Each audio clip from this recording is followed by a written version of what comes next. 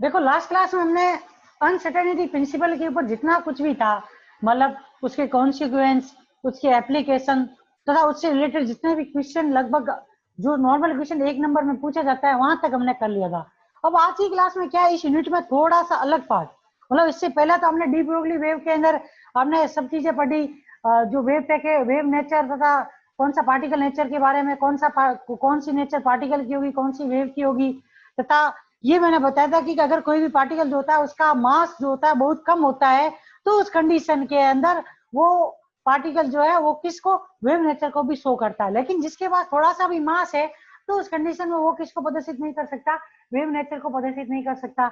उसके बाद में हमने क्या पढ़ा था, डी ब्रोगली वेवलेंथ के आधार के ऊपर या डी ब्रोगली की परिकल्पना के आधार के ऊपर हमने अलग अलग पार्टिकल के लिए उसके वेवलेंथ के फॉर्मूले पढ़े। फिर हमने अनसर्टेनिटी प्रिंसिपल पढ़ा, वो क्या होता है, उसके आधार के ऊपर 4 एप्लीकेशन पढ़ी, उसके 3 रिलेशन थे उनको प्रूव किया।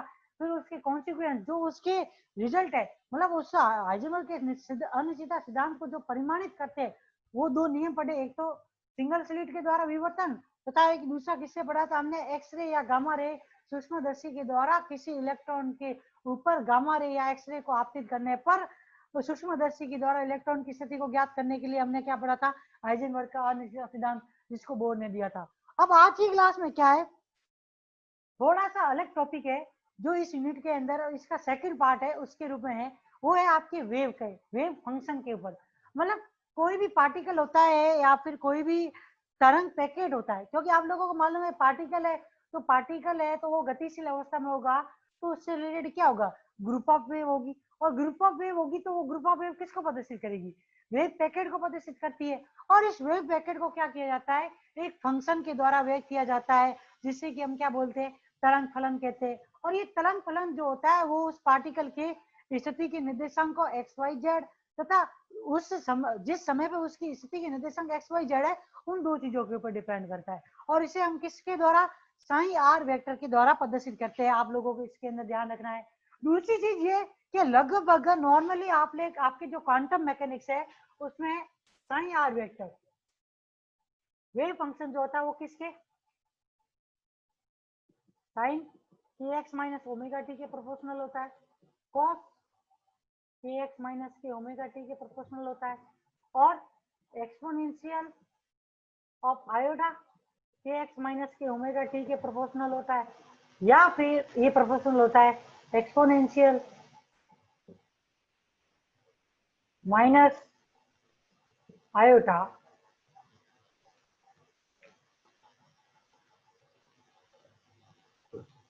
ओमेगा टी के एक्स माइनस के ओमेगा टी। मतलब अगर आप लोगों को बोल दिया जाए कि लगभग आपको मूल्य जो क्वांटम मैकेनिक्स है उसके अंदर बता दिया जाए कि कोई भी क्वांटम मैकेनिक्स में वेव फंक्शन जो होगा वो किस रूप में लिखा जाएगा, वो वेव फंक्शन हमेशा किसके रूप में, या तो साइन के रूप में इस तरीके से, कॉस के रूप में इस तरीके से, एक्सपोनेंशियल के फॉर्मेट में इस तरीके से तथा इस तरीके से, ये 4 फॉर्मेट जो होते हैं वो वेव फंक्शन के हो सकते हैं। ठीक है, आप लोगों को इतना ध्यान रखना है। जैसे ही प्रोपोर्शनलिटी साइन हटेगा तो इसके अंदर साथ में इसका क्या आ जाता है, वेव फंक्शन का एम्पलीट्यूड आता है, मतलब इसकी वैल्यू मैक्सिमम किस जगह पे होगी, मैक्सिमम वैल्यू इसकी क्या होगी, मिनिमम वैल्यू क्या होगी, वो सब किसके ऊपर डिपेंड करेगा, इससे मल्टीप्लाई होने वाले एम्पलीट्यूड के ऊपर डिपेंड करेगा। तो इतना आपको ध्यान रखना है कि जो वेव फंक्शन होता है वो हमेशा किसके रूप में होता है, इस फॉर्मेट में होता है, जो कि किसी भी पार्टिकल के व्यापक रूप को प्रदर्शित करने के लिए दिया जाता है। इतना आपको इसके अंदर ध्यान रखना है। तो वेव फंक्शन या फिर उसकी भौतिक सार्थकता क्या होगी, या फिर वेव फंक्शन को किस प्रकार से डिफाइन कर सकते हैं उसके बारे में पढ़ लेते हैं। मैंने बता दिया है कि आप लोगों को कि भौतिक विज्ञान में क्वांटम यांत्रिकी के अंदर वेव फंक्शन किस प्रकार से प्रदर्शित किया जाता है या फिर उसका फॉर्मेट क्या होगा वो यहाँ पे बता दिया है। अब देखिए इसके अंदर आपको ये ध्यान रखना है, तरंग फलन साइन कोष्टक में आर वेक्टर इनटू टी तथा उसकी भौतिक सार्थकता, मतलब फिजिकल सिग्निफिकेंस।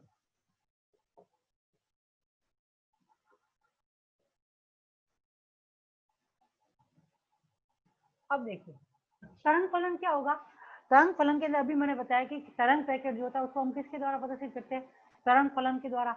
और ये तरंग फलन जो होता है वो किसका, पोजीशन का और टाइम का क्या होता है, फंक्शन होता है। मतलब कोई भी पार्टिकल जो है जिससे रिलेटेड कोई भी वेव फंक्शन जो है, वो वेव फंक्शन क्या होगा, उस पार्टिकल की किसी समय टी पे जो स्थिति होगी उसके ऊपर डिपेंड करता है। इतना आपको ये ध्यान रखना है। तो यहाँ पे डेफिनेशन के रूप में हम क्या कह सकते हैं, किसी तरंग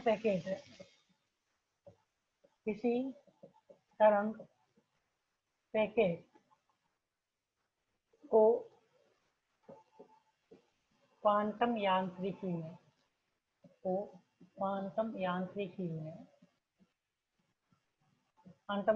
में एक फलन के द्वारा व्यक्त करते हैं, जो कि कण की स्थिति के निर्देशांक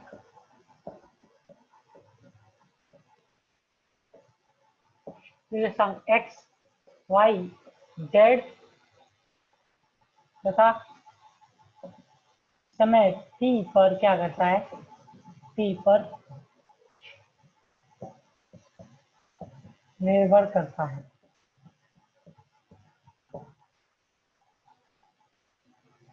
इस तरंग फलन को क्या बोलते हैं, इस तरंग पैकेट के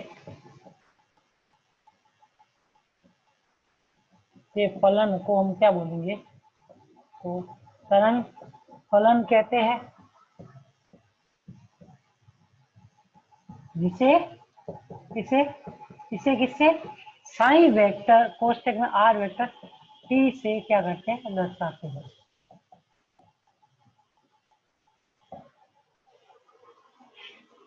ठीक है, इतना इसके अंदर ध्यान रखना, मतलब साइन r वेक्टर t है जो इसका क्या होगा, फॉर्मेट होगा, और ये psi r vector sine x cos x exponential के रूप में प्रदर्शित किया जाता है। और जो ये साइन r वेक्टर t है का मान क्या होता है उस जगह पर। अब ये जो जैसे वेव फंक्शन है उसका मान भी किस जगह पे अधिक होगा, जिस जगह पे क्या होगा, पार्टिकल पाया जाएगा। मतलब पार्टिकल जिस उसी जगह पे पाया जाता है जिस जगह पे क्या होता है, वेव फंक्शन का मान अधिक होता है। ये भी इसके अंदर ध्यान रखना आपको बहुत ज्यादा जरूरी है। और वेव फंक्शन, दूसरी चीज ये कि एक तो ये हम कह सकते हैं कि वेव फंक्शन का मान उस जगह पे अधिक है जिस जगह पे पार्टिकल पाया जाता है, या फिर दूसरी रूप में हम ये कह सकते हैं कि साइन वेक्टर या फिर किसी भी पार्टिकल के पाए जाने की प्रायिकता उस जगह पे अधिक होती है जिस जगह पे वेव फंक्शन का मान अधिक है। दोनों ही चीजें एक दूसरे से रिलेटेड है। जैसे कि मान लो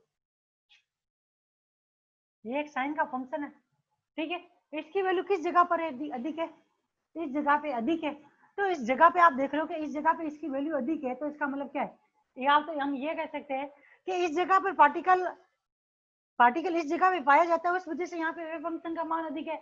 या फिर ये कह सकते हैं कि जो ये वेव फंक्शन है उसका मैक्सिमम वैल्यू इस जगह पे है, इसका मतलब पार्टिकल के पाए जाने की अधिकतम प्रायिकता किस जगह पे होगी, इस जगह पे होगी। मतलब ये दोनों ही सेम चीज है। मतलब एक तो ये कि जिस जगह पे पार्टिकल पाया जाता है उस जगह पे वेव फंक्शन का मान अधिक होगा, या फिर ये कह सकते हैं जहां पे वेव फंक्शन का मान अधिक होता है वहां पर पार्टिकल पाया जा सकता है। मतलब दोनों इससे एक ही चीज पता चलेगी कि जहां पे वेव फंक्शन का मान अधिकतम होता है उस जगह पर क्या होगा, पार्टिकल के पाए जाने की प्रायिकता अधिकतम होती है। और इस प्रायिकता को है हमेशा किसके रूप में,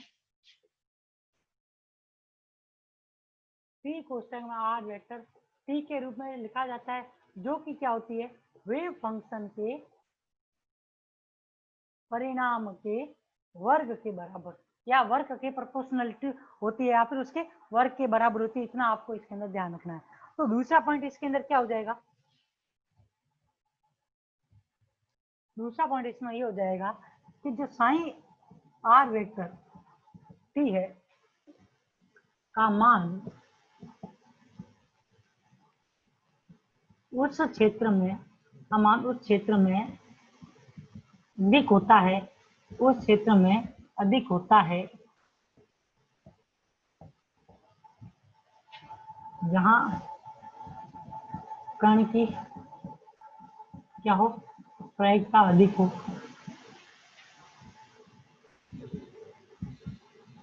या फिर हम ये कह सकते हैं कि किसी बिंदु x, y, z पर समय वो समय t पर तरंग फलन में t पर तरंग फलन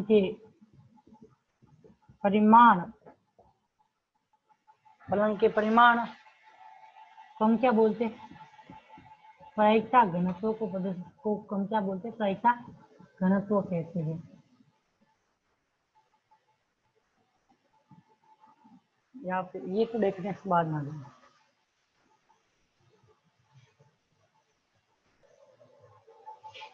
ठीक है, तो अब देखिए जहां पे साइन आर वेक्टर का मान अधिक, उस जगह पे कण के पाए जाने की प्रायिकता मैक्सिमम हो जाएगी। अब दूसरी चीज इसमें ये बोला जाता है कि जो एक और इसके अंदर मतलब वो दो चीजें एक ही पॉइंट के रूप में हम लिख सकते हैं। दूसरी चीज ये कि जो पार्टिकल होता है उस पार्टिकल के प्रायिकता का घनत्व, या फिर ये कह सकते हो कि कोई भी पार्टिकल किसी जगह पे उपस्थित है उसकी प्रायिकता जो है वो किसके द्वारा प्रदर्शित की जाएगी? वो हमेशा प्रायिकता जो होती है वो किसके द्वारा? वेव फंक्शन के परिमाण के वर्ग के बराबर होती है। ये आप लोगों को ध्यान रखना है। जैसे कि मान लो कि कोई भी वेव पैकेट है,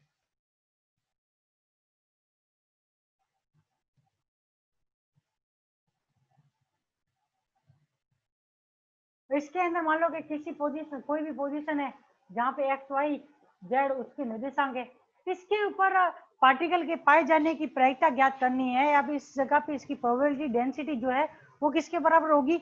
वो इस जगह पर किस चीज के बराबर होगी? वो इस वेव पैकेट, जो कि हमने वेव पैकेट लिया है उसको किसके द्वारा प्रदर्शित करे? साइन आर वेक्टर टी के द्वारा, इसके परिणाम के स्क्वायर के बराबर होगी। ये आप लोगों को इसके अंदर ध्यान रखना है। मतलब कोई भी पार्टिकल है उसका किसी वेव पैकेट में पाए जाने की जो प्रोबेबिलिटी डेंसिटी होती है वो किसके बराबर होती है? वो उस वेव पैकेट के वेव फंक्शन के परिमाण के वर्ग के बराबर होती है, जिसे कि हम क्या बोलते हैं? प्रोबेबिलिटी डेंसिटी भी बोलते हैं। तो सेकंड डेफिनेशन के रूप में हम ये कह सकते हैं, या प्रोबेबिलिटी डेंसिटी की डेफिनेशन हम ये लिख सकते हैं, किसी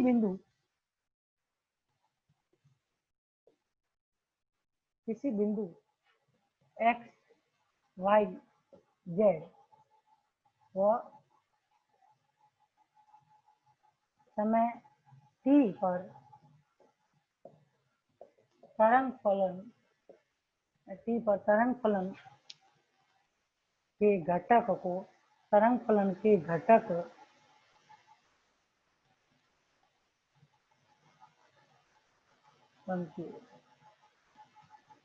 परिमाण के घटक को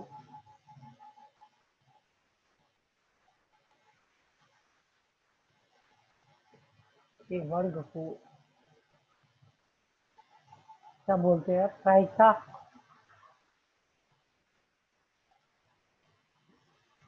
घनत्व कहते हैं। इसे किसके द्वारा? p कोष्ठक में r वेक्टर t के द्वारा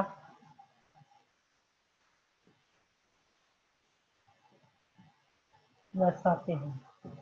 ठीक है, तो यहाँ पे जो ये p वेक्टर, p कोष्ठक में r वेक्टर जो t है वो किसके बराबर होता है? साइन कोष्ठक में r वेक्टर इंटू t के होल स्क्वायर के बराबर। ठीक है, और इसको एक और फॉर्मूला में किस प्रकार से लिख सकते हैं? p कोष्ठक में r वेक्टर इंटू t बराबर क्या आ जाएगा? साइन कोष्ठक में r into t sign star r into t। ठीक है, और ये साइन स्टार आर टी जो होता है वो क्या होता है? साइन आर टी का संयुग्मी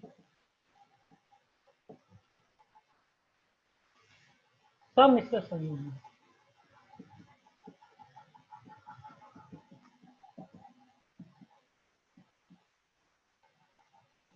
अब यहाँ पे सम्मिश्र संयुग्मी से मतलब ये है कि अगर वे फंक्शन की वैल्यू कैसी है? इमेजिनरी वैल्यू है। इमेजिनरी वैल्यू जैसे कि समझिए कि जैसे कि मान लीजिए कि अगर साई का मान क्या है? a प्लस आयोटा बी के रूप में है, तो यहाँ पे साइन स्टार का मान क्या हो जाएगा? साइन स्टार क्या आ जाएगा? a माइनस आयोटा बी आएगा। ये कैसी इमेजिनरी वेव फंक्शन है? कैसा है? Imaginary wave function. तो इस इमेजिनरी वेव फंक्शन का जो कॉम्प्लेक्स कॉन्जुगेट जो होगा वो किस रूप में लिखा जाएगा? a माइनस आयोटा बी के रूप में लिखा जाएगा। लेकिन उसी जगह पर अगर मान लो कि वेव फंक्शन को, साइन को किसके रूप में, sine x minus omega T के रूप में लिखा जाए, रियल वैल्यू के रूप में लिखा जाए, तो उस कंडीशन में हमेशा साइन स्टार भी क्या हो जाएगा, यही होगा, उसमें कोई परिवर्तन नहीं होगा। मतलब अगर कोई भी पार्टिकल है उसकी प्रोबेबिलिटी डेंसिटी को हम लिखते हैं तो साइन आर टी और साइन स्टार आर टी, मतलब दो वेव फंक्शन, सॉरी एक वेव फंक्शन तथा उस वेव फंक्शन के कॉन्जुगेट के मल्टीप्लिकेशन के बराबर होता है। लेकिन यहाँ पे जो कॉन्जुगेट होता है, कॉम्प्लेक्स कॉन्जुगेट, उसकी वैल्यू रियल वैल्यू के लिए, मतलब वेव फंक्शन की रियल वैल्यू के लिए हमेशा सेम रहती है। लेकिन अगर वेव फंक्शन इमेजिनरी फॉर्मेट में है तो उस कंडीशन में इसकी वैल्यू क्या हो जाती है, चेंज हो जाती है। इतना आपको इसके अंदर ध्यान रखना है, ठीक है।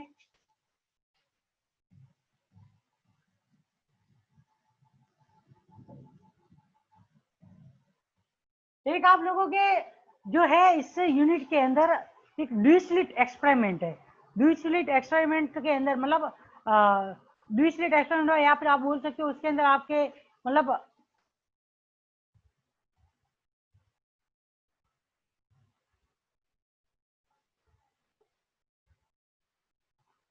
भाई 5 साल के पेपर पढ़ेगा उससे सारे कॉन्सेप्ट क्लियर हो जाए इसके बारे में मैं कुछ भी नहीं कर सकता, क्योंकि क्या पता उनमें सभी क्वेश्चन आए हुए हो या नहीं हो, क्योंकि आपके जेन्यू में ज्यादातर क्वेश्चन जो है वो रिपीटेड होते हैं, मतलब हर साल क्वेश्चन रिपीट होता रहता है।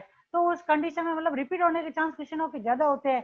तो उस आधार पर मैं ये कुछ नहीं कह सकता कि सारे कॉन्सेप्ट क्लियर हो जाएंगे, उसके बारे में कोई फिक्स नहीं कह सकता। हाँ हो भी सकता है, लेकिन कुछ चीजें ऐसी होती है जो कभी एग्जाम में नहीं पूछी जाती, जो कि आप लोगों के सिलेबस में भी है, तो उस जगह पे वो पार्ट आपके छूट जाता है, तो उसको तो क्लास में ही पढ़ सकते हो, ठीक है ना। तो आप देखिए कि मतलब क्या बता,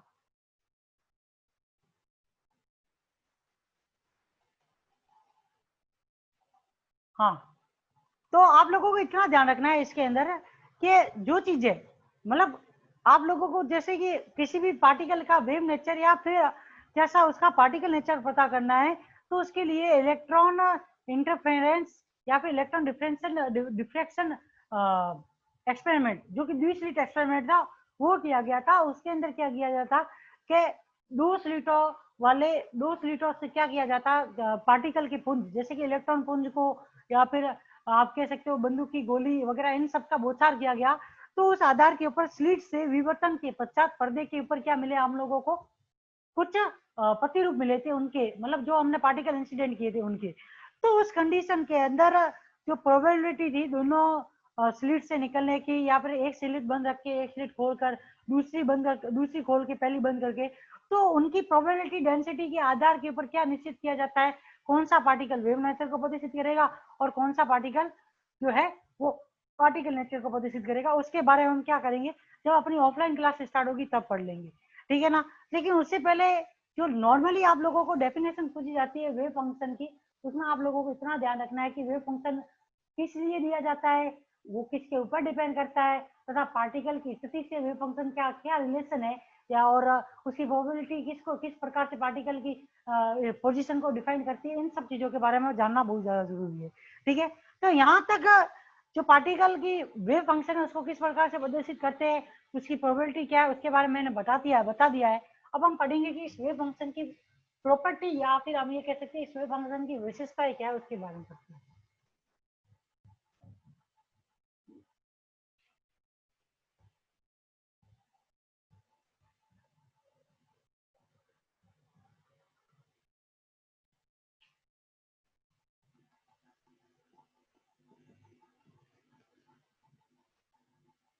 तरंग फलन की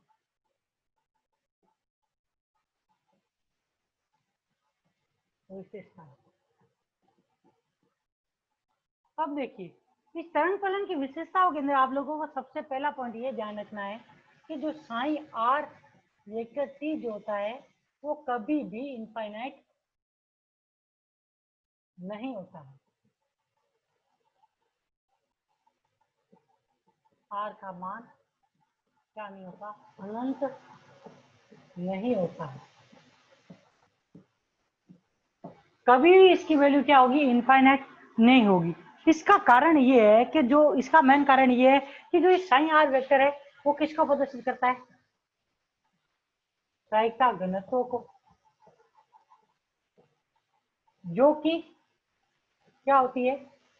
एक से अधिक नहीं होती।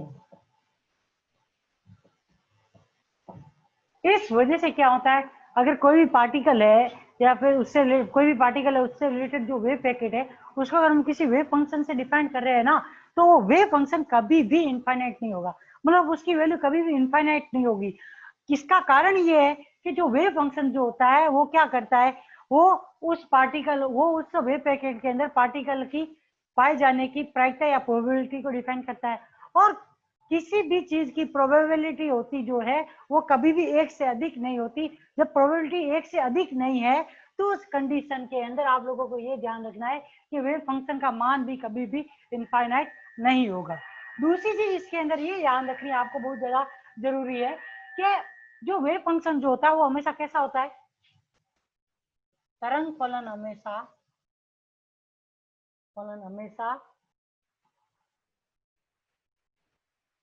कैसा होगा? एकल मानी, हमेशा एकल मानी फलन होता है।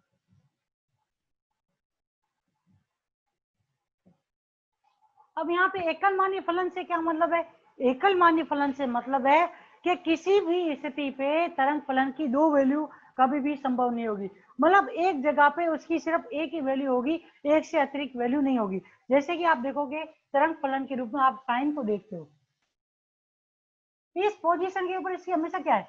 सिंगल एक वैल्यू, इस जगह पे इसकी एक वैल्यू, इस जगह पे भी इसकी एक वैल्यू, इस जगह पे भी एक वैल्यू, इस जगह पे भी एक वैल्यू, मतलब आप हमेशा ऐसा ही वेव फंक्शन से किसी पार्टिकल को डिफाइन कर सकते हैं जिसकी किसी भी जिस पोजीशन या किसी भी समय पर क्या हो, सिर्फ एक ही वैल्यू हो, एक से अतिरिक्त वैल्यू एक की पोजीशन या एक ही समय पे एक से अतिरिक्त उसकी वैल्यू कभी भी डिफाइन नहीं की जाए, तभी हम क्या कर सकते हैं, उस वेव पैकेट को उस वेव फंक्शन से डिफाइन कर सकते हैं। अदरवाइज कभी भी वेव फंक्शन को उस वेव पैकेट को उस वेव फंक्शन से डिफाइन नहीं किया जाएगा जिसकी वैल्यू एकल मानी नहीं हो या फिर एक से अधिक वैल्यू होती है। तो आप लोगों को इतना ध्यान रखना है कि कोई भी वेव पैकेट जो होता है उसको उसी वेव फंक्शन से डिफाइन किया जाता है जिसका किसी समय या किसी स्थिति पे सिर्फ क्या हो, एक ही मान हो, एक से अधिक मान नहीं होता। थर्ड इसके अंदर पॉइंट ये आता है कि जो किसी समय पर टी पर बीवी आयतन में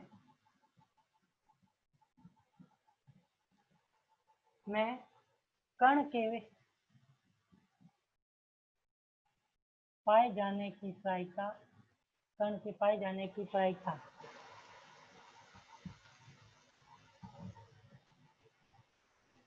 P R vector P V V जो है वो किस रूप में, इस रूप में भी लिख सकते हैं, psi R vector P into BV के रूप में। और यहाँ पे जो ये है वो किसको प्रदर्शित कर रहा है? Wave function psi R vector किसको प्रदर्शित करता है? प्रायिकता को। साइन आर वेक्टर किसको प्रदर्शित करता है? हमेशा प्रायिकता को प्रदर्शित करता है। उस वजह से जब ये प्रायिकता को प्रदर्शित करता है तो उस वजह से इसका मान क्या है? एक से अधिक नहीं होता है, एक से अधिक नहीं होता है। इस वजह से यहाँ पे जो ये माइनस के इनफाइनाइट से इनफाइनाइट, मतलब माइनस इनफाइनाइट से माइनस प्लस के इनफाइनाइट पोजीशन के बीच में जो psi R vector T DV का मान जो है, स्क्वायर डीवी का मान वो हमेशा एक के बराबर होगा। या फिर इसको हम दूसरा किस रूप में लिख सकते हैं, psi R vector into T psi star R vector into T DV किसके बराबर होगा? एक के। ये क्या कहलाती है? तरंग फलन की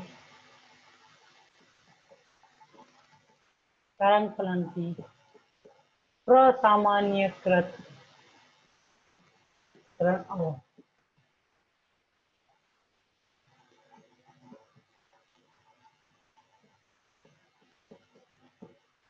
नॉर्मलाइज फॉर्म मतलब इसकी ये जो इस तरीके से का जो फॉर्मूला होता है, जब किसी भी वेव फंक्शन या उसके कॉन्जुगेट का अगर हम क्या करते हैं आयतन समाकलन करें, तो उस कंडीशन में हम क्या कह सकते हैं, उसका मान आयतन समाकलन करने पर अगर उसका मान 1 के बराबर आता है तो हमेशा वो उस फंक्शन की क्या कहलाती है, नॉर्मलाइजेशन कंडीशन कहलाती है। ये आप लोगों को ध्यान रखना है। एक नंबर के रूप में पूछ लिया जाता है कि एक किसी भी वेव फंक्शन का नॉर्मलाइजेशन फॉर्मेट है वो किस प्रकार से होगा, तो आप लोगों को उसके लिए ये फॉर्मूला लिखना है, माइनस इनफाइनाइट से infinite psi R vector T psi star R vector T DV equal to क्या हो जाएगा, 1 की हो जाएगा। इतना आपको इसके अंदर ध्यान रखना है।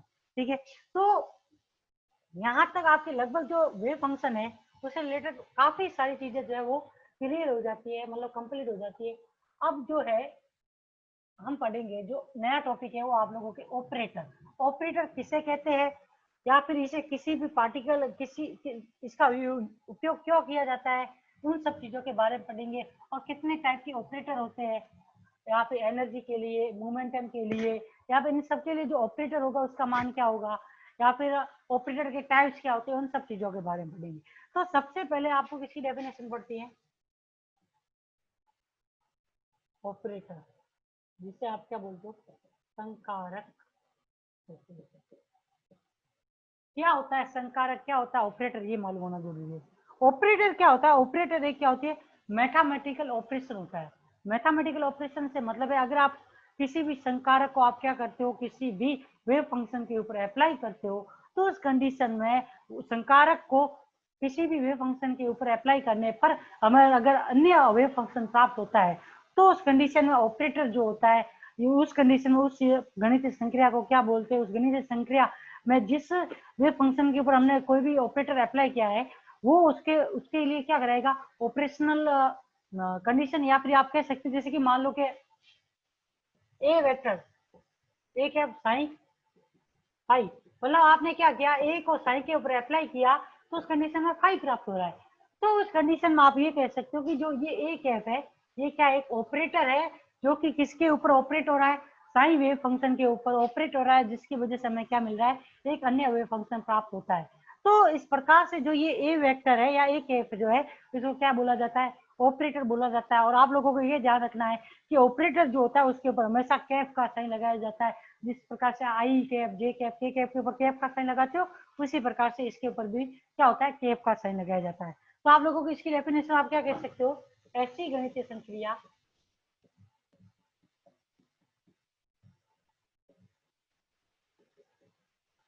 ऐसी गणितीय संक्रिया जिसे किसी फलन जिसे किसी फलन पर लगाने से जिसे किसी फलन पर लगाने से व्यापक रूप में क्या हो, दूसरा फलन प्राप्त होता है,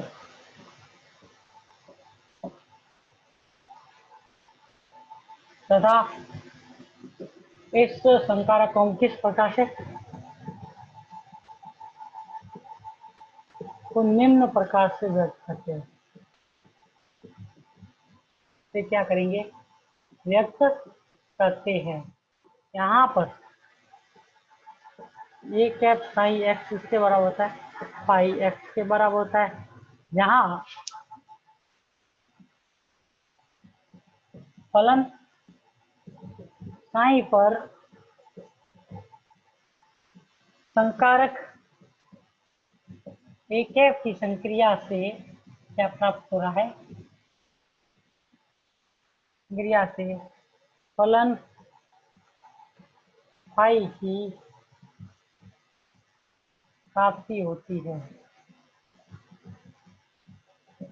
इतना आपको इसके अंदर ध्यान रखना है। ठीक है, अब देखिए यहाँ पे जो ये साइन है उससे फाई की प्राप्ति हो रही है, तो एक एफ साइन बराबर क्या आ गया, फाई आ गया। तो अब यहाँ पे देखो अगर हम एग्जाम्पल के रूप में देखें, तो ये जो आप लिखते हो डेल अपॉन डेल एफ, इसको क्या बोला जाता है, अवकल अंशसंकारक। और इसका सबसे सिंपल सा एग्जाम्पल है, मतलब ऑपरेटर को डिफाइन करने का सबसे सिंपल सा एग्जांपल जो है वो आपके कौन सा हो गया, del by del X psi X. अब देखिए एक्स की वैल्यू परिवर्तित होने पे साइन भी परिवर्तित होता है। तो अगर हम साइन एक्स का क्या करें, अवकल के ऊपर साइन एक्स के ऊपर हम क्या करें, अवकल संकारक को ऑपरेट करें, तो उस कंडीशन में आप देखो कि दूसरा वेव फंक्शन प्राप्त हो रहा है। तो आप लोगों को ध्यान रखना है कि ऑपरेटर की डेफिनेशन में इतना ही ध्यान रखना है कि ये एक ऐसी ऑपरेशन है या फिर एक ऐसा नियम है जिसके तहत अगर हम किसी भी पार्टिकल किसी भी वेव फंक्शन के ऊपर इसको ऑपरेट करते हैं तो उस कंडीशन में हमें क्या प्राप्त हो, एक अन्य वेव फंक्शन प्राप्त होता है। तो उसको हम क्या बोलेंगे, ऑपरेटर बोलेंगे, जिसको हमने ऑपरेट किया है किसी के ऊपर। तो आप लोगों को इसके अंदर इतनी सी डेफिनेशन इसमें ध्यान रखनी है।